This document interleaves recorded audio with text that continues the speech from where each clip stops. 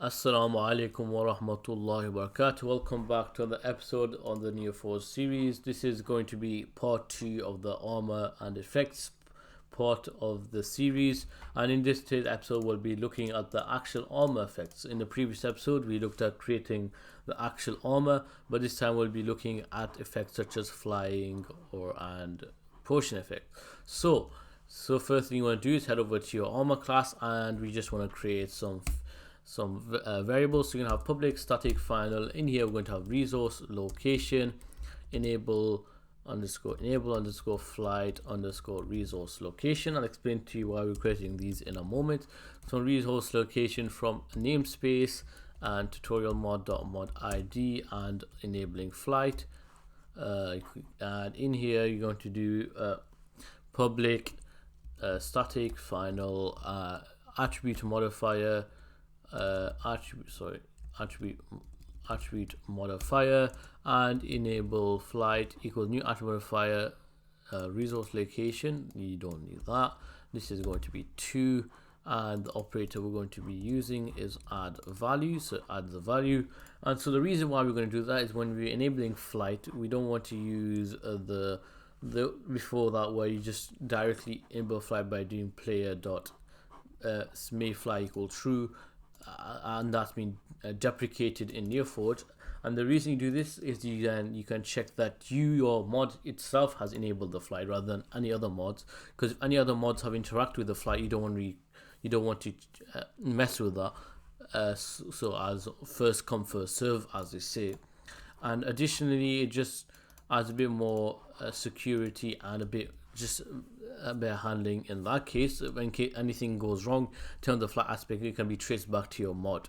So the first thing is create a method called public static void handle flight and effects, and in here you're going to do the parameter is just going to be player, and in here you're gonna get your items. You're gonna have item stack, and it's going to be boots. This is going to get and armor item, not it's going to be equipment slot dot feet, and then you're going to do for leggings, chest plate, and the helmet. As so now, the first check you want to do is that if the player is creative or the player is in spectator, or the player is not alive, you want to do is alive, then you want to skip over, do not want to interact with this method. It just basically speeds things up. And then now once you've done that, you want to do attribute, I cannot spell, attribute instance instance equals attribute instance equals player dot get attribute, and the attribute you need is a NeoForged mod dot creative fly. So that's the attribute related to flying. And now you want to do check if the attribute instance is null, and then just return. And additionally, you just want to log that as an error. This is just because you want to know why it's null. And the next thing is, now you want to check if the player is already flying and that's not related to your enable flight resource location. So how do you do that? Is if attribute instance dot get, there's get value. So there's base value and there's value. The base value you will never modify, but the value, this value is the one you're going to be modifying, is equal to 1.0. 1.0 means that flying is enabled, and it's not. Attribute instance modifier has modifier your modifier, because if it does have your modifier, that's when you want to modify it. And then you just return, and you can just add a comment here saying creative flight is enabled, just get rid of here, and creative flight enabled from another source. We don't know what our source is, it doesn't really matter. And now we want to create a separate method here, public, it's just going to be private static boolean, and is wearing full set. And in here we're going to do item stack boots, leggings, chest plate, and helmet. And if the and then you want to check the boots item instead of example armor for each of them. If it's not, then we don't want to carry on and apply the effects. You have to be wearing the full armor. This obviously can be modified, but you can have it where you create a jetpack, and obviously then it only needs them to wear the chest plate, if you get what I mean. And then here is wearing full set, so boots, legging, and then just open that up, and then in here you're going to do if attribute. If they don't have the that modifier, then you will enable it. So add the transient modifying this, but basically does enable flight. And then else, if they don't have it, if they have the modifier, then remove it, and that's to enable flight. And then if now we just quickly have a look at the potion aspect here as well, is if the player dot has effects, and now I'm just going to do mob effect. I'm just going to do regeneration. Now if you want to do your own effects, that will be up in a separate tutorial coming up at some point the near future. Then you can just do mob effects in it dot your potion effect, and in here we're going to do player dot add effect, mob effects, new mob effect instance, mob effects dot regeneration. And now we want to we want to go to our package and create a folder. Oops, no, not that.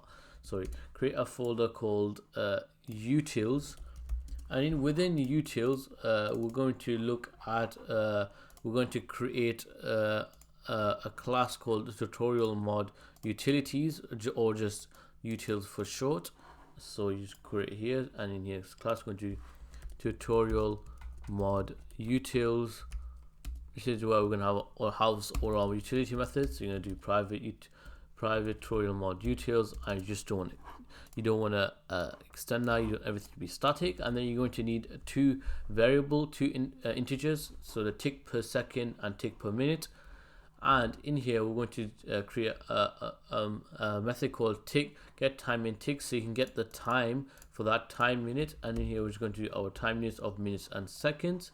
And the reason why we're doing that is just to make it easier when we're getting how long our potion should last for, or in the future episode how long when the sword hits entity, how long they should remain ignited for.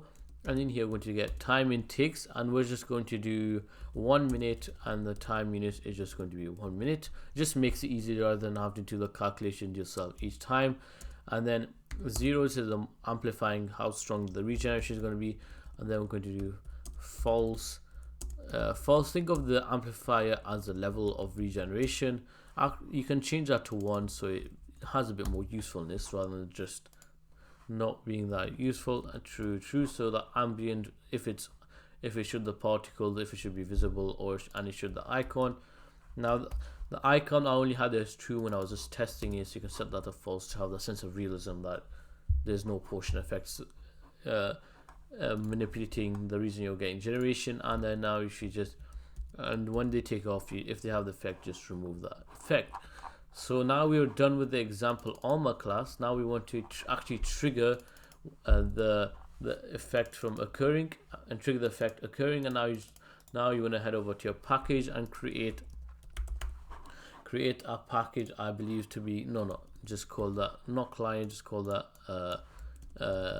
events. You can call it client, up to you. And in here you're just going to create a class called events.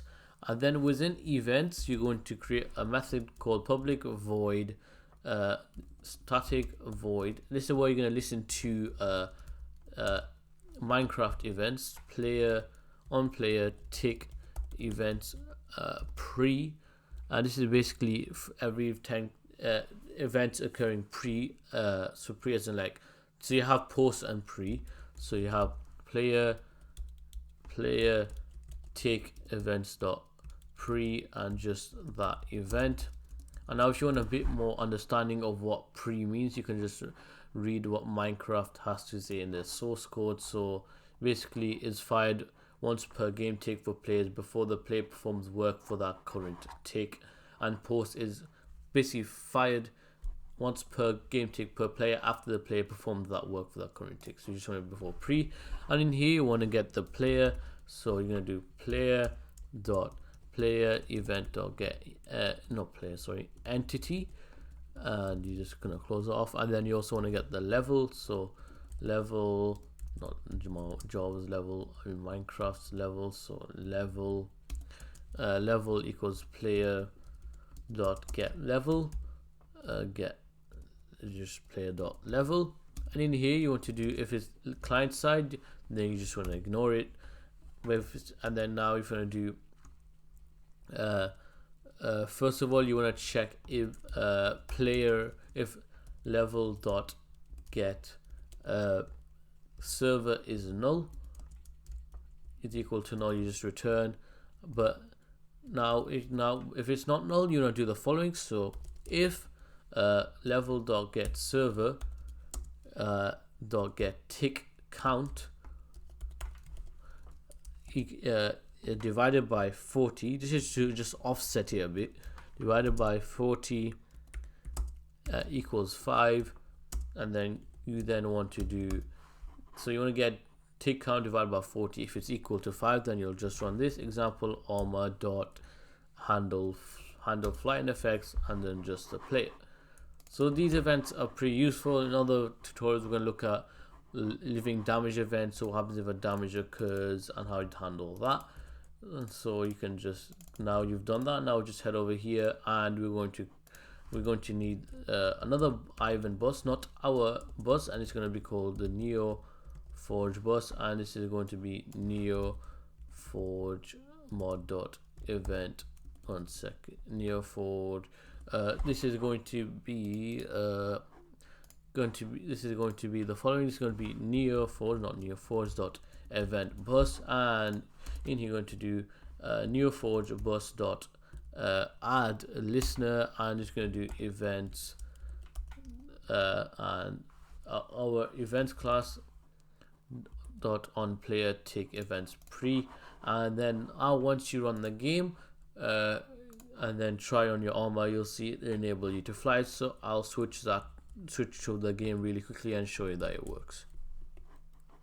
Alright, as you can see, on our game, so if you go to our creator menu and just get armor, or if you already have the armor on you, you can just modify that. And if you just change to game mode S, that's game mode survival, you can see that we've got regeneration and it's taking effect. So you got regeneration 2. Don't know why the icon didn't well, it shouldn't show it here, but I think it just didn't show it normally. And now if you if you fly, you can see that word fly, and if you fall from flying, you don't take any damage. So that's that's an issue you don't have to worry about. So that's pretty much it for this episode. In the next episode, I haven't decided what to make yet, but I'll see you next week. Have a great time. Peace out. And if any questions, put them in the comment section below. Out. Assalamu alaikum warahmatullahi wabarakatuh.